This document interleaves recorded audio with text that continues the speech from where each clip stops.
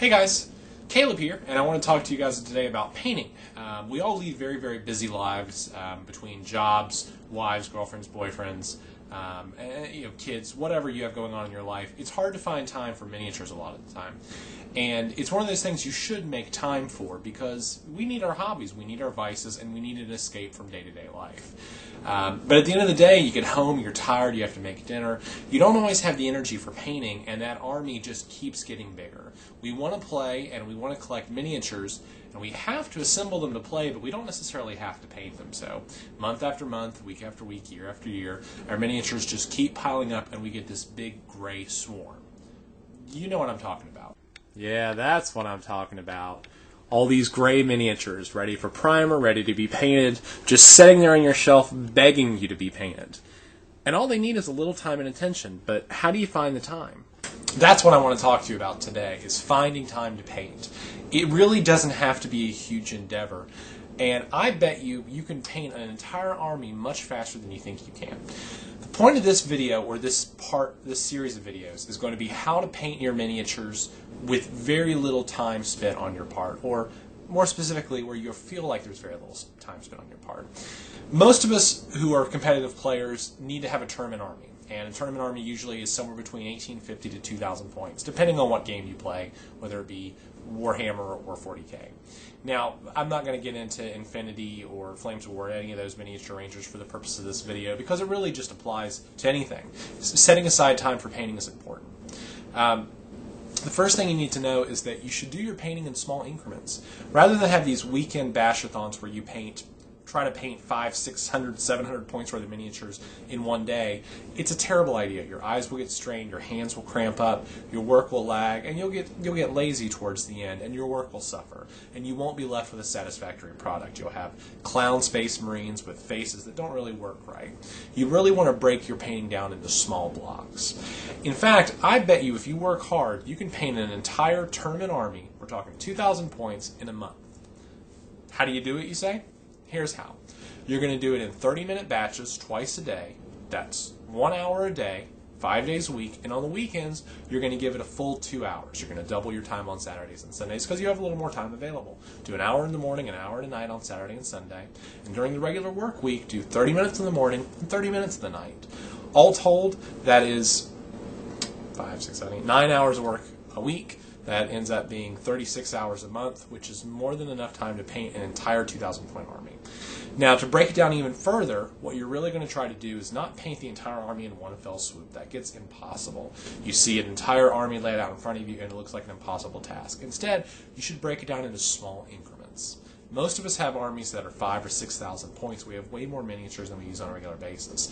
We should focus on just painting a small batch of miniatures, one batch at a time.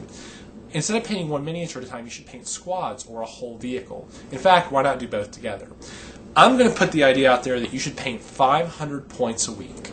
That's it, 500 points a week. And if you break it down in 30-minute increments or hour increments on the weekend, for about 9 hours a week, you can do an entire 2,000-point army in a month. That's 500 points a week for 4 weeks. First thing you need to do is go ahead and get your miniatures set aside. So what I've got over here I'm going to show you is my first 500 points of miniatures that I'm going to paint for my Space Wolf army. Let's take a look. Okay, here they are. 500 points of Space Wolf miniatures. This is a squad of 5 Space Marines, or 5 Terminators. They're Wolf Guard. They're each armed with wolf claws, or a pair of wolf claws, and one of them is armed with an assault cannon and power fist. And then they have a transport vehicle. I've given them a Land Raider. Now, this Land Raider obviously is heavily converted. I'm not going to get into the details of how the model was converted. We'll have some conversion videos a little bit later on. But for the purpose of this video, we're only going to talk about the painting of these miniatures.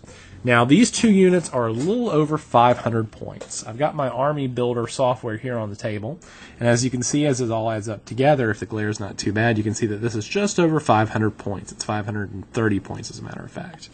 It compromises the unit of Terminators, who weigh in just about 255 points, and then this fully decked Land Raider Redeemer with Flamestorm cannons. I've also given it a hull-mounted multi-melta and a Hunter-Killer missile. So both of those together equal a little over 500 points. So that's going to be my goal for the week. The first thing you need to do in thinking about how to paint your army is come up with a color scheme or a theme for your army. Let's talk a little bit about theme. When I say the theme of an army, I don't mean whether or not the army is good or bad, or whether or not they're Chaos or Space Marines. What I mean is a color theme. What is the overall feeling you want to evoke when people look at your army? Do you want the army to be bright? Do you want it to be dark? Do you want it to be heavily shaded? Or do you want it to be really shiny, like, for example, a lot of metallics? What do you want your first impression of your army to be when people see it on the table? For this army, I've decided that I want to embrace the sort of Viking myth of the Space Wolves, and so I've decided this chapter is going to be called the Frost Giants. Because I want them to stand out a little bit, I've decided that I want some simple, cold colors, and I want their color scheme to sort of be in this sort of cold, icy feel. Now, the Codex pick on the very, very front of the Codex has this wonderful artistic picture of a company of space wolves sort of trudging through the icy snow, and the snow almost has a luminescent blue-white glow to it. And I want to sort of evoke that sort of cold feeling in my army. Additionally, I want to sort of make these guys stand out a little bit. I don't want them to be the basic Space Wolf chapter, so I don't want their flesh to just be a basic flesh tone. I've decided I want their flesh to be a lot more bluish in hue, not unlike the Frost Giants according to Viking myth and lore. So those are my starting points for the army. I want a cold feel, I want cold base work, ice and snow, I want them to have a bluish tinge to their skin, and for their armor, I've decided I want to sort of lighten it up a little bit. I don't want it to be ice cold. I don't want the typical grays. So I want something that'll stand out a little bit.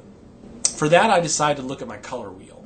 Now, a color wheel is just something that you sort of, it's a reference chart that you can use to sort of take a look at colors, see where they set beside each other in terms of how they'll look side by side. And fortunately, almost every Games Workshop book for painting miniatures has one. Let's take a look at this one. Here's the basic color wheel. Now, without going too much into color theory too much, let me just give you the basics. This Pikachu-looking chart in the middle here is actually the three primary colors, blue, red, and yellow. Those colors, in theory, are the basic foundations of all colors, and when you mix those colors together in equal measure, in theory, it comes up with black. In the opposite way, the lack of any of those colors, or specifically the lack of all of those colors, is white, or an absence of color. By mixing these three colors together, you get the other colors on the basic chart. For example, by mixing red, blue, and yellow in various degrees, you get purple, green, and orange. Colors directly across from each other on the chart are considered complementary colors, which is kind of confusing because they're completely across from each other. You wouldn't really think they complement each other. But what it means is that they look good. They look good to our eyes when we see them on the table. For example, if I see a Tzeentch Space Marine and he's painted in blue and gold or blue and orange, those colors are actually across from each other on the color wheel, and that's why it looks eye-popping to us. We find it to be pleasurable to view. This is another way, instead of complementary colors, some people call them contrasting colors. It really means the exact same thing. Colors beside each other on the color wheel are what we call harmonies. Harmonies you get when you actually make a color by combining colors next to it or adjacent to it. For example, by combining blue and yellow, you make green, of course. Green, or specifically this green, is a combination of different shades of green and yellow, or if you take that further, green and blue. Or if you take that even further, other colors that combine to create blue. So these harmonies beside each other are just combinations of colors adjacent to them. If you want to darken those colors up, we call that creating a discord. A discord is the opposite of a harmony. Whereas a harmony sits right beside each other on the color wheel. With a discord, you want to get a stark contrast to the color. So for example, by adding a little bit of black to one color and a little bit of white to the other color, it will significantly change the hue of the color. It will make one much lighter and one much darker. And it will further increase the contrast between the two colors. So in a nutshell, that's what you're looking for. Whenever I start a project, I always like to think, what colors do I want to make up the project? With this project, I know I want to stay in the blue area of the color wheel. So I know that if I want something contrasting or complementary, I should probably go with something in the orangish or yellowish family. Now, that's not a hard rule. You have some freedom to mess around with that. What I like to do specifically when I'm starting a project is I like to look around my home or look around the community for examples of colors I want to use together. A lot of artists out there put together advertising materials or pictures that use colors that I like. I'm sure if you look around your house, you can find lots of examples. Let's take a look. I want to take a second to show you my painting station. I've gone ahead and gathered all the supplies I think I'll need to paint this project, and I went ahead and laid them out, and let's just go over the basics before we get started. Because time is of the essence with this project, and we're trying to really get this army banged out as quickly as possible, and yet have an effective final paint scheme, really we want to minimize intrusion. So we want to make sure we get all of our materials gathered in one place. So let's take a look at our basic paint station. Here you'll find a pretty standard paint station. Now, behind the station I've got plenty of other colors and paints and supplies and that sort of thing. But for the time being, let's just focus on what we're using for this project. I actually like the GW paint station quite a bit because it gives me a nice place to arrange all my colors. It gives me a good work area. I've got a nice place to arrange my brushes back here in the back, although I don't actually use them that often. I've also gone ahead and got out my paint palette with plenty of room for mixing. I also have a porous white paper plate. I like these for paint palettes as well. A lot of people use napkins, pieces of paper, their desktop, or stone. You see a lot of people use tile quite a bit. Anything porous really will work. You just want something that you can use to evenly distribute the paint along the bristles of your brush when it's time to actually get to paint. I went ahead and gathered all the paints I think I'll need for the project, and let me just outline them very, very briefly.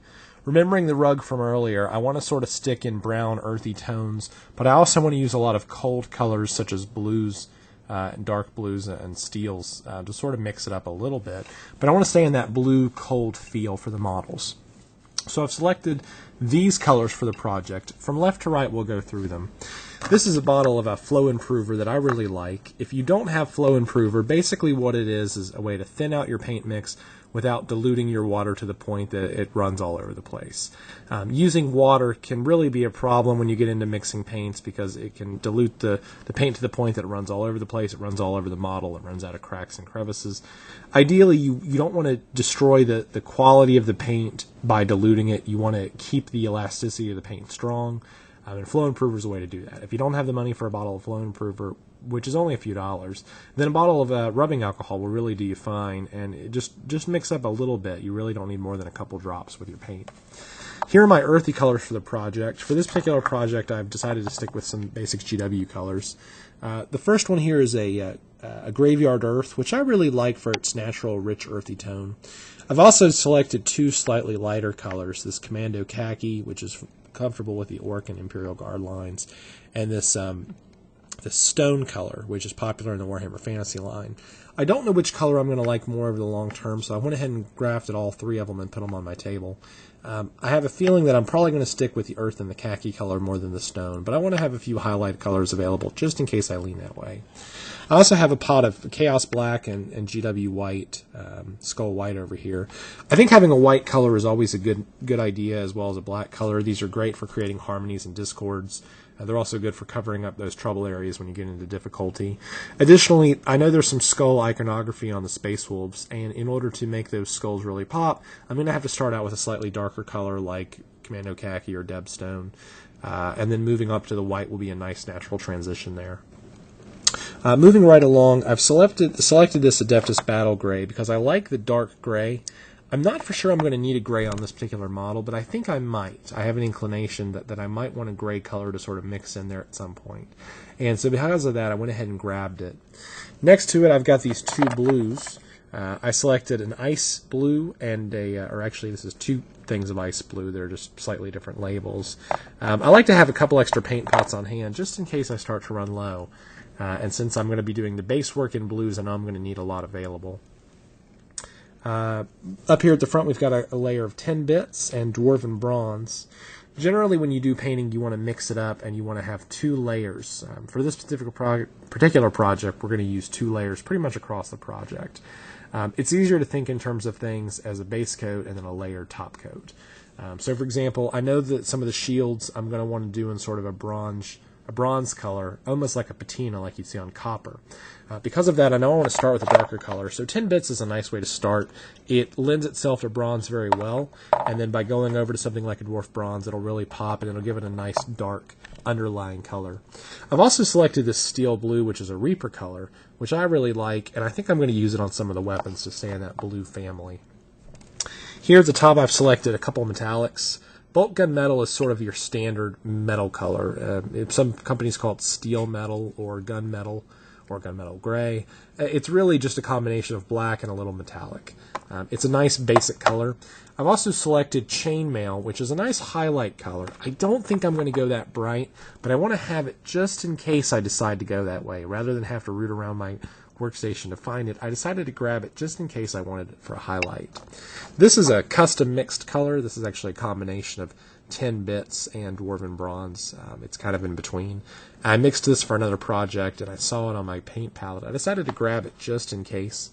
These little painting cups you can get at most of your arts and crafts stores, or you can actually order them online from a lot of different companies like Dick Blick. You can usually get these for about 30-40 cents a piece, or in packs for $1 for 5 or 6. They're a wonderful way to keep paint between sessions if you don't want it to go dry. Finally, I've selected sort of an off-color choice. This is a crimson red. I wanted a red just in case I wanted a contrasting color for the project, but I didn't want to stand out too much, so I decided to go with the darkest red I could find. Red gore would be another good color for this. It's a GW dark red. Crimson red is a Reaper color that I really like. It's got a nice, almost horrendously black hue to it. So I think if I want some contrasting red in my pieces, that would be a nice way to go. So here's all my basic colors for this particular project. I've got them nice and laid out and I'm ready to go. I've also selected 2 painting cups. These are my cups for water. You really want to separate your water cups from your clean water and your metallic water. Your basic water cup can be really just about anything. I use these old plastic cups. You always want to label your metallic cup or label your non-metallic cup. Either way, as long as you can keep it straight in your mind. And the reason for that is that metallic paints are basically normal paints that have flecks of metal in them. By adding in the metal flecks, that's what makes it metallic. So, for example, if you have some metal dust laying around, you could, in theory, make your own metallics. The problem is when you wipe off the brushes and wash them off, you get this nice filmy residue on the top. That's actually metal flakes that have been left behind in the water. So if you mix up your regular paints and your regular brushes with your metallic brushes, you inevitably get little bits of metallic all over your brushes, and that's not what you want, because the last thing you want to do is paint a model that has no metallics in it at all and see those little metal flecks. It's going to create a sparkly glow when the light hits it just right, and it's going to be undesirable for certain projects. So be sure to separate your paint colors from metallics and non-metallics. On the same token, you really want to separate your brushes too. You want to keep your metallic brushes and your non-metallic brushes separate but equal so that you know which ones are which. That means you'll have to double down on most brushes. You'll have to get some dry brushes for both metallic and non-metallic. Fortunately, brushes aren't terribly expensive. These brushes actually I buy in packs of about a dozen or so from Walmart for about $5 or $6, and they're nice and cheap. They're decent brushes. You should always have a few very, very nice brushes on hand for fine detail work, such as these. These are both army painter brushes that I really like. Try to keep them in as nice shape as possible. And by the same token, you'll actually want a couple brushes both for metallic and non-metallic work, ideally. If you're just starting out, you can flub it a little bit, but just beware, you may get metal flakes if you start mixing and mingling your brushes. Additionally, for this project, I've selected a couple washes and dips. These are some homemade custom washes that I create here using a special mix recipe that I found online. You can really make your own washes fairly inexpensively just by combining basic inks, some sort of glazing medium or mixing medium, and water. And that's how these were made. I want to use the blues as a wash on the model. Additionally, I've got these Army Painter dips. Now, these are fairly expensive, but they save a lot of time. I've got a strong shade here, and I've got a soft shade here, just in case I decide to go either way. I also have those for other projects. I've got some extra paints here on my carousel, and additionally I have 2 primer colors. I'm not for sure which of these I'm actually going to use, but my inclination is that I'm going to go with the skeleton bone color because it's more of a cream mix. I've decided to purchase both of them just in case I change my mind at the last minute, and because it'll be useful to have it for other projects. Once you know exactly what you're going to do, just pick out the color that you're comfortable with and go with that. If you don't like the look of the models, you can always strip them down. Or when you move on to the next project, just repaint the new models. Paint them in the newer scheme. And as long as the colors are close together, for example, these 2 colors are both in the brown family, they'll look fine together on the table. Not every squad has to be a perfect squad. So that's it. I've got my colors, I've got my brushes, I've got my paint. Now I just need to prime my models. So let's go to the priming station. So I'm outside with my priming station, with my Marines are ready to go, ready to be primed. I've got everything set up. I'm going to show you how we're going to do it. First thing is when you prime, be sure you're doing it somewhere that's well ventilated. Outdoors is ideal. You really want to be outside. The problem with doing it outdoors is that there's only certain times of year that it really works depending on where you live. Ideally, your priming temperatures can't be too low and they can't be too high. I think most manufacturers recommend somewhere between like 45 and 75 degrees. If it's any hotter or any cooler than that, the primer won't properly adhere to the model.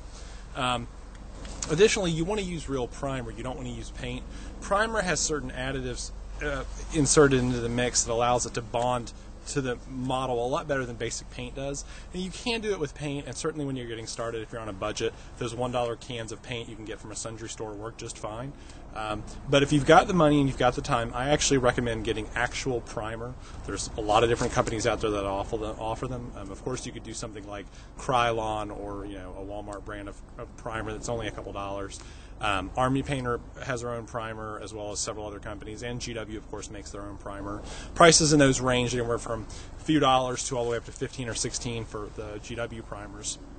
For the money, I actually like the GW primer.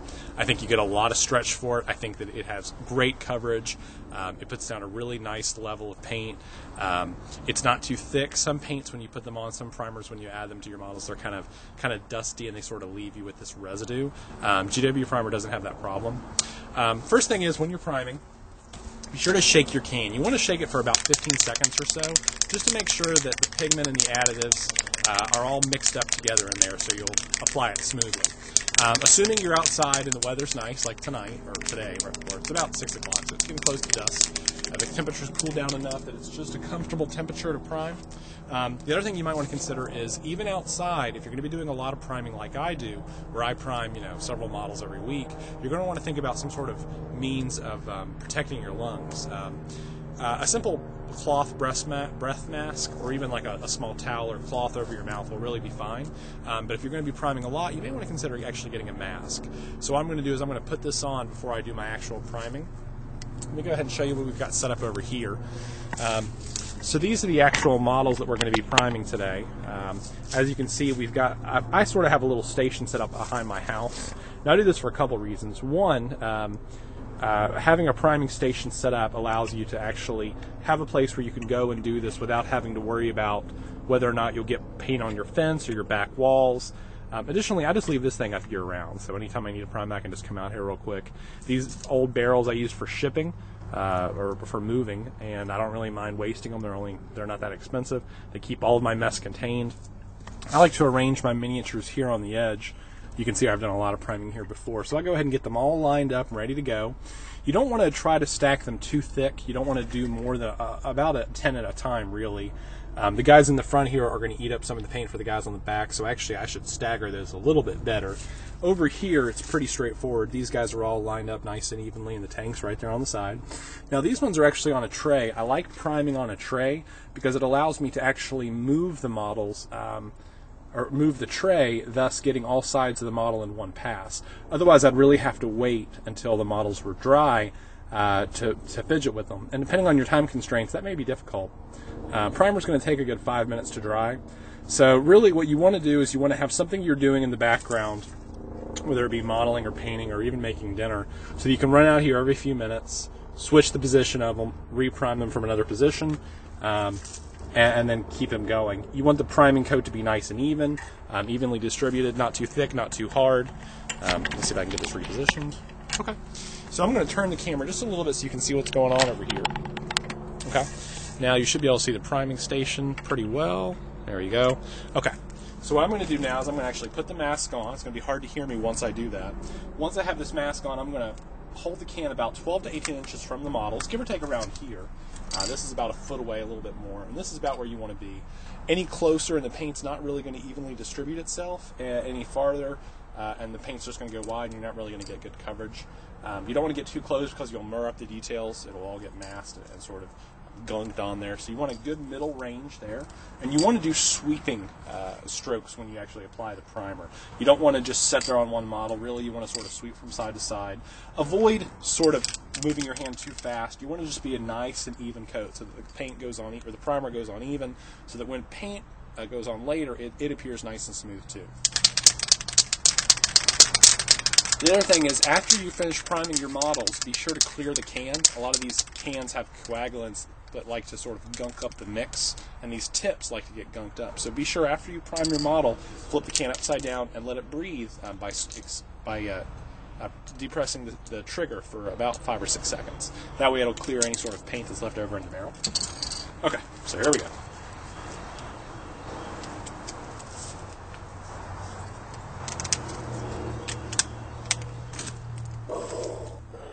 Nice. I'm just kidding. Can you see it okay? There we go. Nice, even coverage. Okay. Now we're going to turn and rotate it a bit. Okay.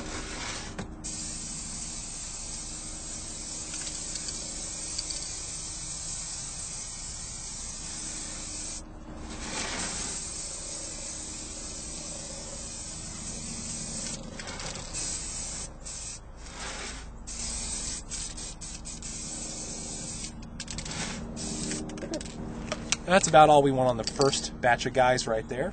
So we're going to go on to the second batch.